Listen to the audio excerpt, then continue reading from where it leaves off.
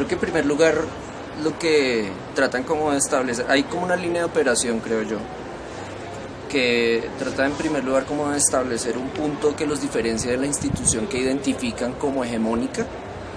que en principio puede ser como una apreciación bastante ingenua, es decir, como la institución museo, hace como una lectura tradicional de la institución, entonces se ponen a los museos ya consolidados para contraponer una propuesta alternativa, digamos. Sin embargo, ahí tienen el amarre de la continuidad y de la disponibilidad, y en ese sentido tienen que establecer una serie de alianzas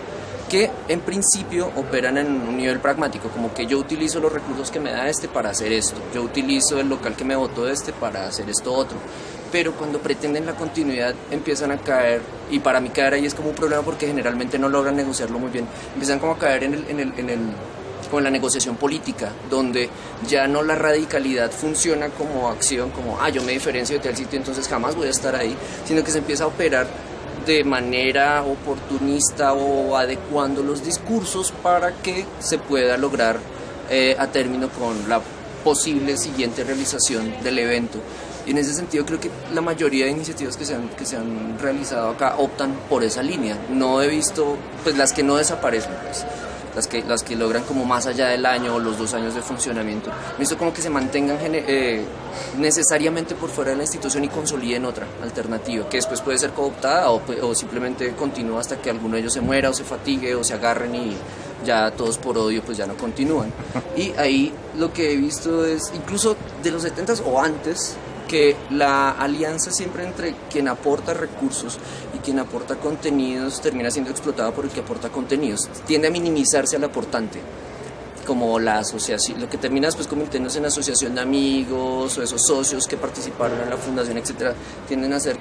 a quedar por debajo y los otros empiezan a capitalizar, digamos, esa presencia. Parece que una línea de análisis que se podría intentar es como ver qué tipo de personas acompañan estos proyectos que están alrededor y por qué aceptan esa minimización, es decir, como que si están apoyando o acolitando o simplemente estimulando algún tipo de experimento y dan un paso atrás para no asumir como las consecuencias de la visibilización social que van a obtener. No sé si les toca enfrentar un escándalo o si definitivamente el manejo de recursos es como muy problemático, pues tienen que entrar a responder. Eso me parece como un modelo inicial de lectura. Yo creo que del 92 hacia acá, o sea, marco el 92 sobre todo por como ese quiebre que representa para gran parte de la producción visual contemporánea pues local, empieza a haber como una tendencia a la profesionalización. Y en ese sentido ya esa tendencia a la profesionalización busca que las relaciones sí sean informales, pero los convenios no, los arreglos sean mucho más serios. Si yo soy, por ejemplo, si yo soy un galerista que trata de moverse en el circuito alternativo y tengo problemas de financiación y le pido a un artista y vendo la obra, se trata de presionar sobre todo de parte de los productores para que los intercambios se vuelvan nuevamente, pues se equilibren, y si yo le di la obra y eso generó recursos, pues yo obtenga mis réditos. Eso siempre ha tenido como unos problemas y unos roces supremamente hartos que además se ventilan como a nivel de chisme interno y no se documentan. Creo que si se hiciera como una documentación de esos chismes que han operado en torno a la circulación de obras en los 90, se podría como quitar un poco ese velo que hay en torno al fantasma del narcotráfico que ninguno de nosotros vamos a investigar pues porque nos matan a nosotros, nos joden por meternos en esos archivos, sino que sea más como cómo operaban los artistas y cómo operaban con sus intermediarios primarios, pues con esos galeristas y esas personas que los invitaban o que estaban cerca de ellos para decirle, hey, mostremos, y después eso generaba recursos. Creo que en ese punto, cuando la llegada de presupuesto se incrementa cada vez más, cuando la dependencia, digamos, el Estado atiende la necesidad de que haya eventos alternativos que obtengan financiación, cuando ese problema como que se va minimizando, el otro es el que empieza a aparecer. Yo creo que otra etapa que podría marcarse también estaría como con la aparición de Arbo y su consolidación como modelo, ya como la exigencia real de profesionalización en términos de qué tipo de contratos se establecen con los artistas. Creo que en ese punto ya la experimentación tiende a decaer, ya los artistas tratan de plegarse a veces de antemano a unas exigencias que suponen de parte del mercado o que suponen de parte de la audiencia que va a ir a esos sitios, y uno nota que a partir de la presencia de ese gran evento y de otros que se le empiezan a pegar, ya como el interés por buscar nuevos lenguajes o por explorar lenguajes que ya había, pero como de extraer algo más de ellos, empieza a decaer y eso empieza a delegarse en otros espacios como salones de arte joven, sitios de ciclos de programación, Alianza Francesa, a veces en el Colombo Americano, a veces en otros, en la Cámara de Comercio también, pues con esos espacios que tiene. Y creo que ahí ya, digamos que para quien intenta una lectura panorámica, ahí tiene que enfrentar otra circunstancia, y es cómo la generación que aparece con Arbo y la que crece con Arbo empieza a asumir la producción visual y de hecho su permanencia en el campo, es decir, van a estar agarrados todo el tiempo peleando con todo el mundo y quejándose y sin un peso para hacer, o hablan suave, negocian y logran como tramitar sus proyectos. De hecho, algo que es como difícil de encontrar en esa trayectoria es como una incidencia directa de censura. O sea, sí hay casos, obvio, pero no se encuentra con esa censura específica del dueño de casa que manda a cerrar todo, o el funcionario que expulsa a todos los artistas. Eso creo que se ha adquirido como de parte de la institución que hospeda los proyectos artísticos, sobre todo cuando son ajenos, se ha adquirido como cierta inteligencia para no chocar de frente con el artista y no terminar jugando en beneficio de su proyecto. Aunque bueno, igual casos de estupidez administrativa va a haber siempre, y siempre van a dar cada 20 días para decir como esta cosa es así y esta cosa es así, y entonces voy a sacarte a ti de la foto y te saco la foto de la bodega y entonces todo el mundo va a hablar de ti. Ahí no hay censura de gobierno, no he visto efectiva censura de gobierno, hay más bien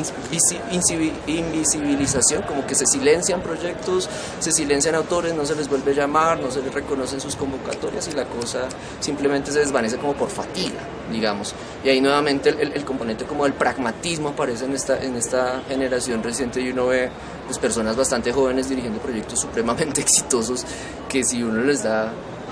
plata y tiempo pueden llegar a ser bastante significativos. Es decir,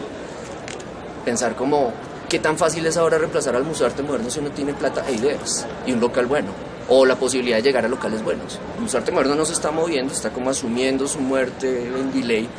Llegan estos otros, gestionan gente, gestionan proyectos, invaden o arriendan una bodega, hacen una intervención y eso se convierte en significativo para la producción visual. Creo que va por ese lado.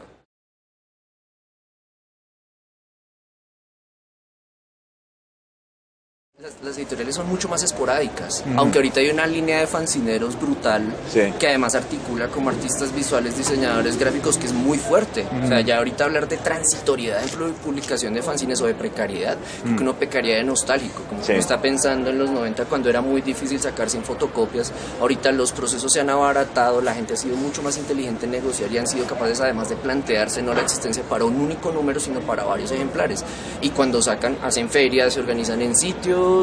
o los ocupan durante tardes de sábado, etcétera, y logran movilizarse. Creo que con las iniciativas editoriales de parte de las artes visuales exclusivamente, ahorita creo que es muy difícil identificarlas, hay más bien mixturas.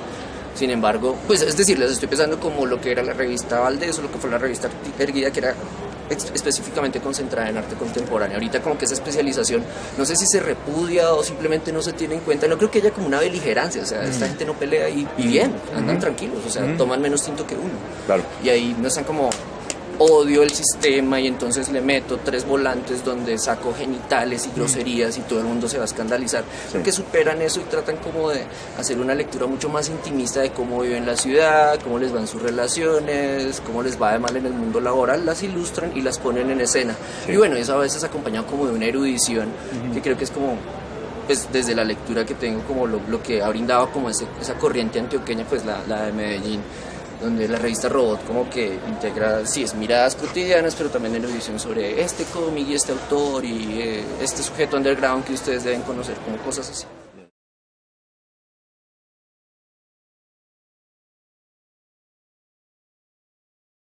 De hecho, es como demostrar que se puede, como decir, véanme, soy curador, puedo programar, puedo reunir a esta gente, entonces después contrátenme. Ya. O sea, yo veo que más que alternatividad es como generación de insumos, como variar la oferta. Y bueno, son alternativas, es decir, sí, alternativas al mercado y a los espacios de gestión. Ajá. Y definitivamente pensar que, por ejemplo, en Bogotá, hoy en día, con las inversiones que se están haciendo en cultura, llegar a centros de experimentación o centros de arte contemporáneo que sean grandes moles que convoquen, yo lo veo muy difícil. Aunque, bueno, si sigue viniendo Obris, de pronto la gente decide experimentar para no sé, sorprenderlo y lograr que lo saque de este Sí, cagadero, pero lo cogen desde ojalá la- les vaya bien y lo Sí. saque de acá y que triunfen y que ganen plata, pues chévere, y dejen de quejarse. Pero creo que en algún punto la cuestión puede llevar a que quienes estamos interesados en visibilizarnos como tratando de jugar al margen, pero igual estamos jugando a la institucionalización, seamos capaces de entender que en algún momento este mercado, o sea, el mercado de circulación de arte contemporáneo va a llegar a la saturación porque los coleccionistas se van a tapar de las cosas que hay y los precios que hay ahorita. Y debería asumirse, creo, como de manera, pues no consciente como un gran movimiento, sino como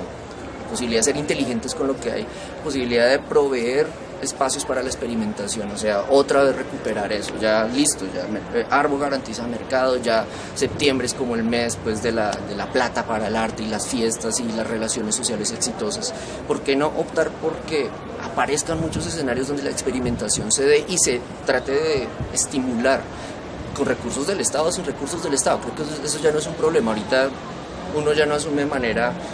neurótica el que el Ministerio de Cultura le bote 30 millones de pesos para dárselos a los artistas si uno no se roba la plata y se la da a los artistas, Sí, obviamente, pero creo que lograr como establecer ese terreno para otra vez, como para producir cosas que no se puedan vender, que terminen asumiendo como lo efímero de manera específica y no tengan problema con eso, podría ser muy valioso.